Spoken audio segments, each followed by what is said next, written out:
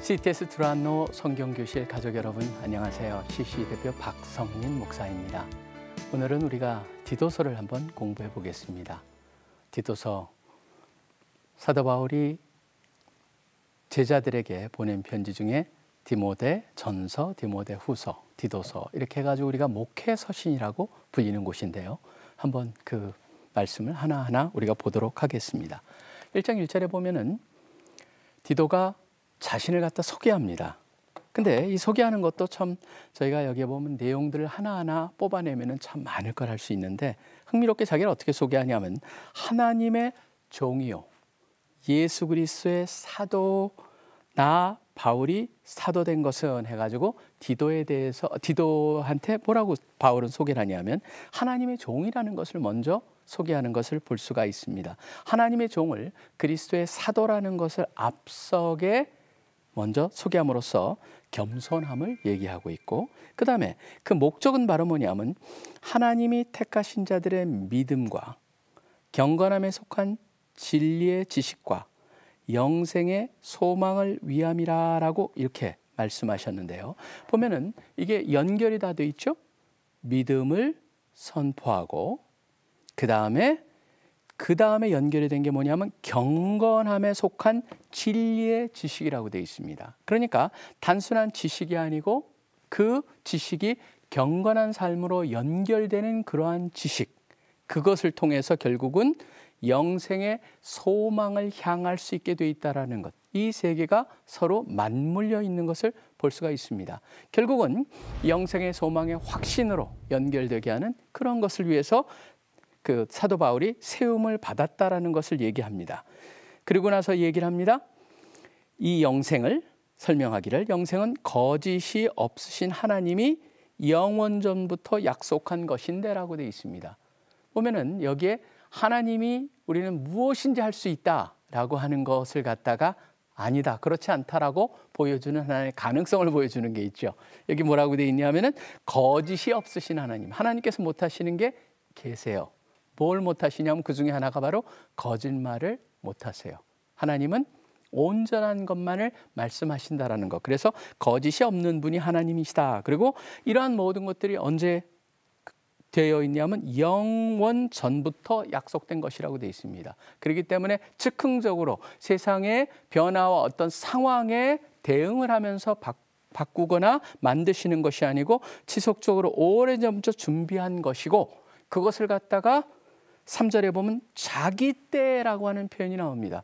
사실 하나님의 때라고 하는 것이죠. 하나님의 때는 어떤 때입니까? 바로 가장 적절한 때라는 것을 알 수 있죠. 그러다 보니까 갈라디아서 4장 4절에 보면은 때가 참에 아들을 보내셨다라고 돼 있죠. 거기 보면 어떤 때였습니까? 바로 헬라어로 전 세계가 어떻게 보면 소통이 가능하고, 그 다음에 또 하나는 로마가 길을 기가 막히게 놨기 때문에 복음이 전파될 수 있고, 또 문화적으로 보면은 많은 사람들이 특별한 종교에 대한 갈망이 있었을 때, 그때 바로 유일신의 종교에 근거하고 도덕성을 강조하는 그러한 종교가 사람들이 그런 것을 고대하고 있었다라는 것이 학자들의 견해거든요. 그러니까 그 때가 찼을 때 어떻게 됐느냐, 결국은 하나님의 때에 자기 말씀을 전대로 나타내셨으니 이 전도는 바로 우리 주 하나님이 명하신 대로 내게 맡기신 것이라. 그래서 사도 바울이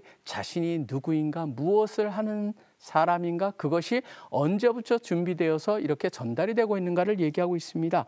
그러고 나서 드디어 이 편지를 받는 디도를 얘기합니다. 4절에 보면 같은 믿음을 따라 나의 참 아들 된 디도에게 편지하노니라고 되어 있습니다. 디도에 대해서 말을 하는데 나의 참 아들 된 디도라고 되어 있습니다. 사실 디도에 대해서 성경 속에서 어떻게 나와 있나를 보면은 참 흥미롭습니다. 디도라는 사람은 디모데랑 굉장히 대조를 이루는 사람입니다. 근데 여기서 보면 참 아들이라고 디도를 부릅니다.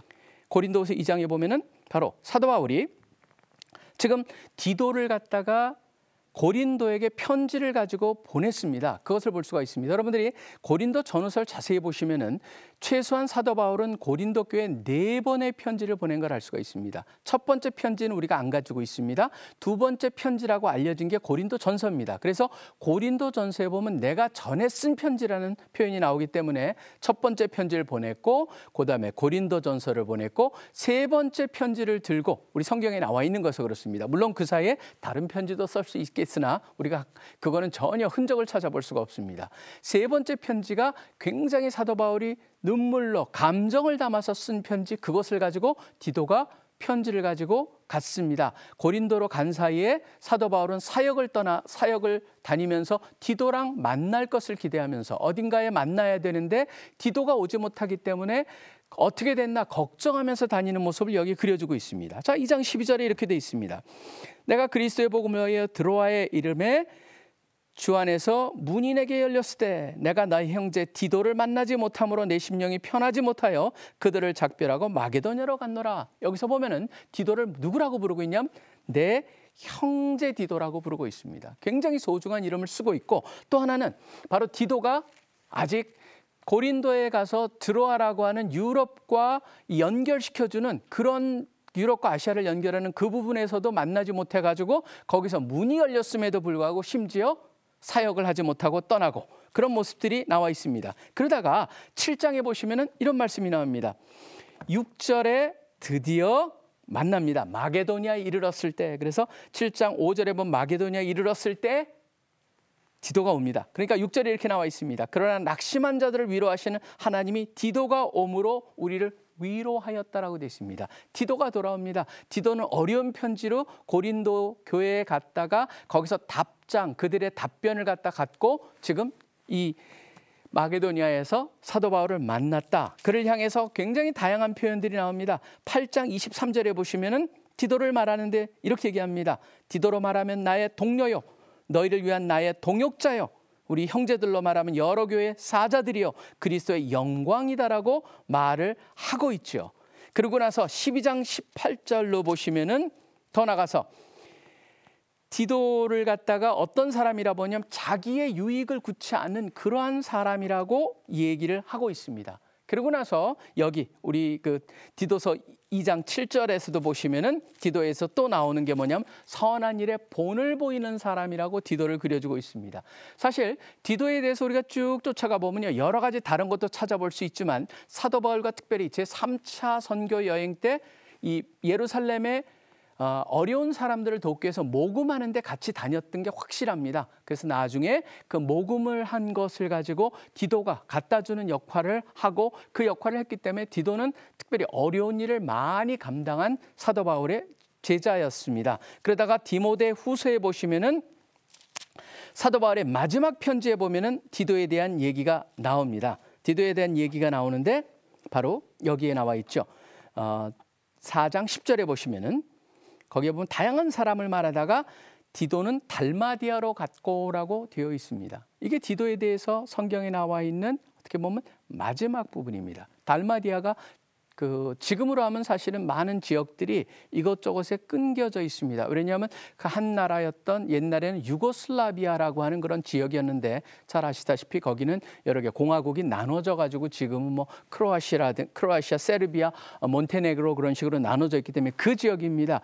그 지역에 디도가 가서 사역을 했고 사람들이 생각하기에는 아마 개척을 하지 않았느냐라고 하는 생각을 합니다. 그러다가 디도는 거기서 끝난 게 아니고 마지막으로 그 교회 역사학자 중에 유세비우스라고 하는 사람이 뭐라고 전달을 하고 있냐 하면은 디도는 나중에 그레데로 돌아와서 그레데에서 첫 번째 비숍, 감독의 역할을 하고 거기서 노령으로 세상을 떠났다라고 하는 그런 기록이 유세비우스에 의해서 전달이 되고 있습니다. 사실 그렇기 때문에 이 디도서를 제가 이렇게 보면서 디도에 대해서 우리가 알 수 있는 건 뭐냐면 디도는 사도 바울이 어려운 일을 갖다가 맡겼을 때 그것을 잘 수행한 사람, 그리고 조금 있다 우리가 보다시피 이 그레데라고 하는 지역에 보내졌을 때 디도는 그레데가 만만치 않은 곳이었는데 이곳에 디도를 갖다 보냈다라고 하는 것은 디도의 그 강인한 성격, 그러면서도 상당히 디도가 어려운 일을 갖다가 하면서 디모데랑은 약간 대조를 보이는 그런 면에서 디모데가 아주 연하고 선하고 그다음에 성격이 유연한 사람이라고 한다면, 유순한 사람이라고 한다면, 디도는 강직하면서도 맡겨진 일을 잘하는 그런 사람이라고 보는 게 낫지 않을까. 그게 물론 성경 속에 나와 있는 그런 글을 통해서 우리가 간접적으로 볼 수 있는 것이죠. 자, 그 디도에게 뭐라 하냐, 하나님 아버지와 그리스도 예수 우리 구주로부터 은혜와 평강이 내게 있을지어다, 이게 전형적인 인사를 합니다. 그러고 나서 5절에 보면은 디도에게 무엇을 왜 디도서를 썼는가를 우리가 알 수 있는 것이죠. 근데 거기에 보면은 왜 너를 그레데에 남겨뒀느냐라는 얘기가 나옵니다. 내가 를 그레데에 남겨둔 이유는 남은 일을 정리하고 내가 명한 대로 각 성 장로들을 세우게 하려 함이니라고 되어 있습니다. 지금 우리가 추측해 볼 수가 있습니다. 사도 바울이 이제 로마옥에서 나와 가지고 이것저것을 사역하시다가 그레데에도 갔고, 그때 디도도 함께 있었고, 그것에 개척교회가 만들어졌고, 우리 현대 표현으로 하면은 개척교회가 시작이 됐고, 그 사역이 어느 정도 시작되는 것을 보면서 다 완전히 교회의 형태를 마련해 놓기보다는 사도 바울은 떠나면서 디도한테 뒷일을 부탁하고, 특별히 각 지역마다 그 달마디아라고 그 그레데라고 하는 그곳에 있는 여러 지역의 장로를 세워라라고 하는 것이 바로 여기에 디도를 그곳에 남겨준 이유라고 말하고 있습니다. 그래서 시작한 일을 완성하고 진보가 있게 하고, 특별히 거기에 리더십을, 영적 리더십을 세우는 중요성을 얘기하고 있습니다. 자, 그러고 나서 영적 리더를 그럼 어떤 사람을 세워야 되느냐, 6절부터 9절까지가 바로 영적인 리더의 특성에 대해서 말하고 있습니다. 이런 사람을 세워라 라고 하는데, 여기 보면은 물론 여기에 나오는 게 디모데 전서 3장에 나온 것과 굉장히 많이 중복이 됩니다. 그런데 디도서에 강조하고 있는 건 약간 틀리고, 그 약간 틀린 것은 이 그레데라고 하는 특성과, 그레데 지역이라고 하는 특성과 연결이 되어 있다는 거 우리가 볼 수가 있을 것입니다. 자, 6절을 보시면은 첫 번째 나오는 게 뭡니까? 책망할 것이 없고라고 되어 있습니다. 책망할 것이 없다라는 건 전반적인 것이죠. 큰 겁니다. 그렇기 때문에 온전하다 뭐다 그런 사람을 찾는다는 것이 아니고, 특별하게 아주 결함이 심각한 그것이 있다면은 그 사람이 문제가 되겠죠. 그렇기 때문에 그렇지 않은 사람을 골라라. 특별히 왜 그러냐면은 7절에 보시면은 감독은 하나님의 청지기로서라고 하는 표현이 나옵니다. 우리 성경에는 하나님의 청지기라고 되어 있지만 원래 그게 헬라의 표현을 그대로 번역을 한 겁니다. 근데 영어에 보시면 하나님의 집의 청지기, 즉 교회를 다스린다, 다스리고 그다음에 그것을 운영한다는 면으로 우리가 보는 게 적합할 것입니다. 그러다 보니까 하나님의 집, 교회를 그것을 다스리는 청지기 역할을 하는 사람이기에 이 장로를 특별히 책망할 것이 없어야 되고, 재미있는 표현은 바로 이게 어려운 표현입니다. 한 아내의 남편이라는 표현이 나옵니다. 이것 때문에 교회 역사 속에는 굉장히 다양한 해석들이 있었습니다. 그래서 한 아내의 남편이어야 되니까 뭐 결혼해야 된다. 사실 그거는 좀 말이 안 되겠죠. 왜냐하면 사도 바울도 결혼 안 했고, 물론 예수님도 결혼을 안 했죠. 그런 면에 있어서 한 아내의 남편이라는 말을 갖다 결혼해야 된다라고 하는 그런 요구 조건보다는 오히려 한 여자의 충실한, 바로 그런 것. 근데 요거에 또 그거를 갖다가 하기 때문에 사람들이 거기서 더 나가가지고 이혼의 문제라든가 사별의 문제 때는 어떻게 되느냐라는 걸로 굉장히 복잡해질 수가 있는데요. 왜 그게 또 복잡해지냐면 디모데 전서 5장에 보면은 한 남편의 아내라고 하는 과부, 선한 과부에 대한 얘기가 나오기 때문에 그렇습니다. 찾아보시면은. 근데 사실은 이거는 우리가 좀 이것이 맞다라고 하는 것보다는 그 당시에는 어땠을까와 지금은 어땠을까라고 하는 걸 잘 생각해 볼 필요가 있습니다. 간단한 답을 이렇게 드릴 수가 있을 것 같습니다. 사별을 했건 이혼을 했던 간에 성경적으로 문제가 없는 사람, 특별히 가장 중요한 것은 저는 이것이라고 생각을 합니다. 뭐냐면은 하나님의 덕을 세우고 하나님의 복음을 전하는 데 있어서 그것이 흠이 되지 않는 방법으로 택하라고 하는 것. 그게 사실은 디모데 전서, 후서, 디도서에서 가장 핵심적인 겁니다. 복음 전파에 걸림돌이 되느냐 안 되느냐라고 하는 가장 커다란 틀을 가지고 이제 나중에 보실 겁니다. 2장 가면은 특별히 그것을 우리가 반복해서 볼 수가 있는데 저는 그것이 가장 중요한 것 중에 하나라고 생각을 합니다. 하나님 집에 청지기였기 때문에 이어야 되기 때문에 그 다음에 중요한 건 뭡니까? 여기 보면 반복해서 나타나는 게 있습니다.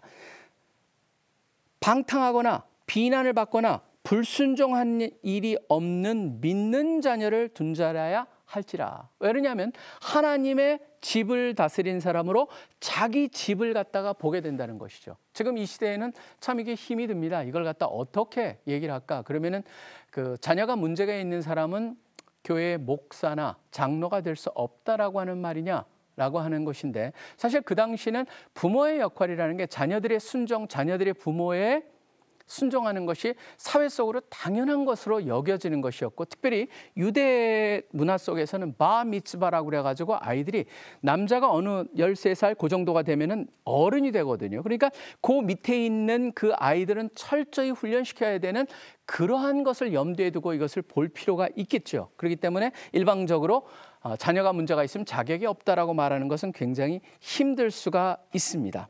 근데 저는 여기 보면 특별한 것이 있습니다.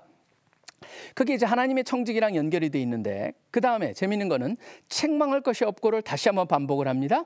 감독은 근데 뭐 감독이나 장로나 하나는 명칭이라 하면 하나는 역할이라고 우리가 보는 게 가장 성경 속에서 자연스러운 거고요.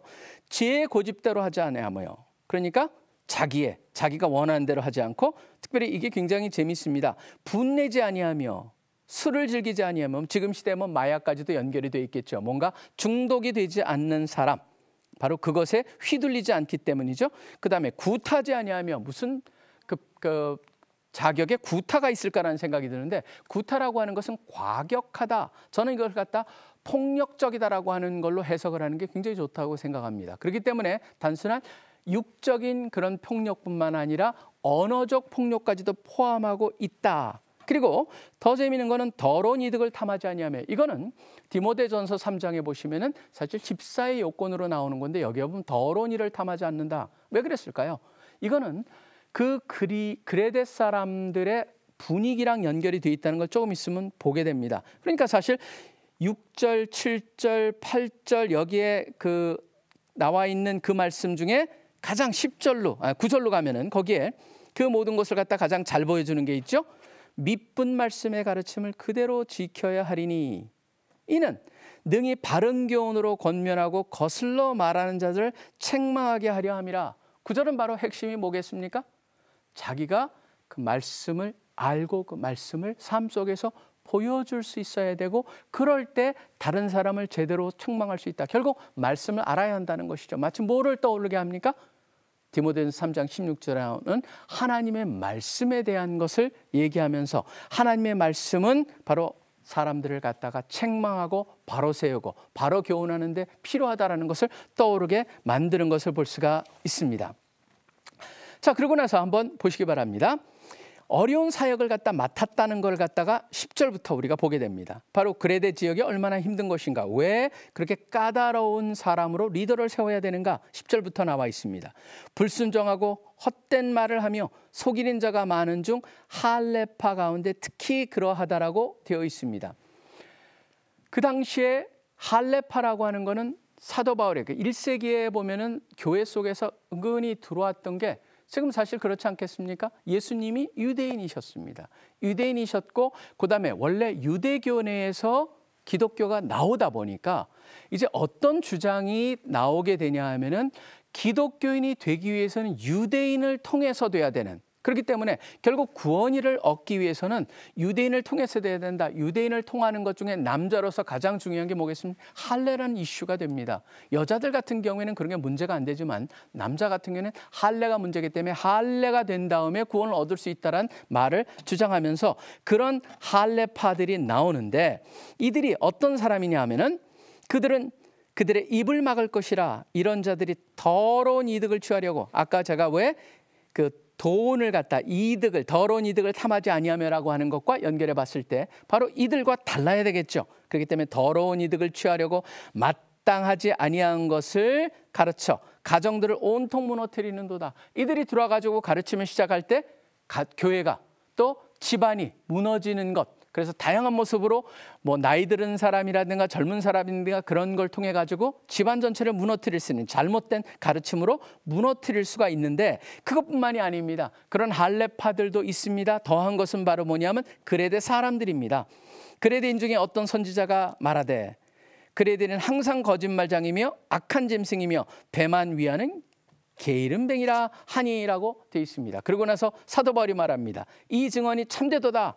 그러므로 네가 그들을 엄히 꾸짖으라. 이는 그들로 하여금 믿음을 온전하게 하고 라고 되어 있습니다. 흥미로운 거는 그레데 사람에 대한 그 출신의 선지자라는 사람이 말한 게 그레데 사람에 대한 혹평입니다. 근데 그 윌리엄 바클리라고 하는 학자가 이런 얘기를 합니다. 그 당시에 보면 여러분들이 잘 아시다시피 고린도 사람들처럼 행하다라고 하는 것은 성적으로 문란하다라고 하는 그런 것이 그 당시 사람들의 생각이었다면 그레데 사람처럼 행한다라고 하는 표현은 뭐였냐면 거짓말을 무지 잘한다라고 하는 의미가 있었다고 합니다. 그렇기 때문에 거짓말을 누가 하면은 그 거짓말 마치 대회 속에서 서로 누가 더 거짓말을 잘하나 마치 그런 것 같은 거짓말에 거짓말로 대응하는 그런 사람들, 그것을 갖다가 그레데 사람같이 대한다라고 말을 했다고 합니다. 바로 그 정도로 아주 평판이 안 좋은 사람들을 염두에 두고 우리가 봤을 때 여기에 왜 이렇게 사도 바울이 디도에게 엄하게 그들을 꾸짖으라고 했겠는가라는 얘기를 알 수가 있습니다. 그리고 나서 디모데 전서에도 나오지만 그 당시 분위기 보면은 계속적으로 기독교가 전파되면서 문제가 됐던 거는 유대인들하고 연결이 돼 있고 특별히 유대인들이 모여 있는 곳에 가면은 지금 이런 것들이 계속적으로 교회 속으로 들어오면서 도전이 됐었던 것 같습니다. 유대인의 허탄한 이야기와 진리를 배반하는 사람들의 명령을 따르지 않게 하려 함이라 바로 그거에 대한 도전이 있었고 그 다음에 바로 그들이 들어오면서 뭐가 나오겠습니까? 바로 먹는 음식이라든가 그 다음에 어떤 특정한 일에 대해서 먹는 데는 이래야 된다. 지금으로 하면 코셔 같은 것. 그래 피를 먹지 말아야 된다. 뭐 하지 말아야 된다. 먹는 것은 어떻게 해야 된다 등등 굉장히 음식법이 복잡한데 그런 것들이 들어와 가지고 사람들의 생각을 갖다가 굉장히 혼탁하게 하고 계속적으로 유대교에 영향을 주고 있는 것을 염두에 두고 볼 수가 있겠죠. 그렇기 때문에 여기서 이런 얘기를 합니다.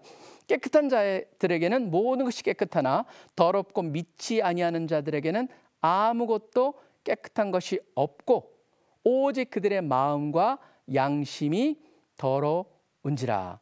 그들이 하나님을 시인하나 행위로는 부인하니 가증한 자요 복종하지 아니하는 자요 모든 선한 일을 버리는 자니라. 여러분 보시면 여기에 보면 그 이단 잘못된 사람들의 특징이 뭡니까? 순종하지도 않습니다. 잘못된 교훈을 가리킵니다. 그리고 더 나가서 뭐 합니까?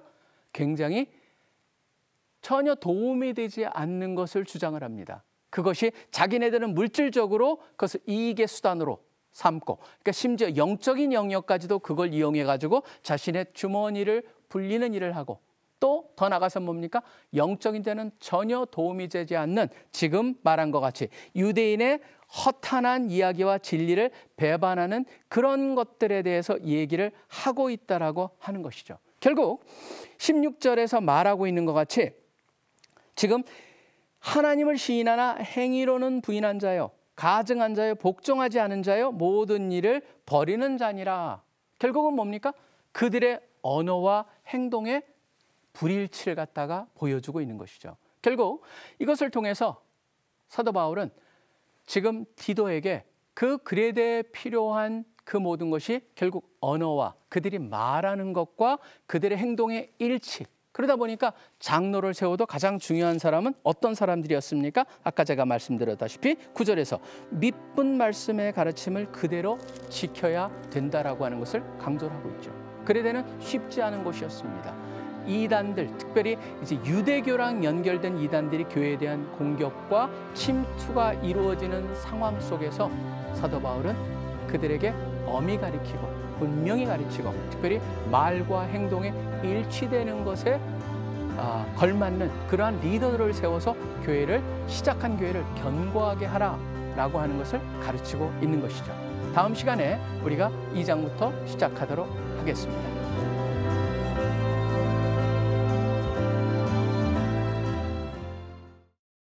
이 프로그램은 CTS 방송가족의 사랑과 후원으로 제작되었습니다. 후원전화 02-6333-1003번 ARS 060-808-1004번으로 전화 주세요.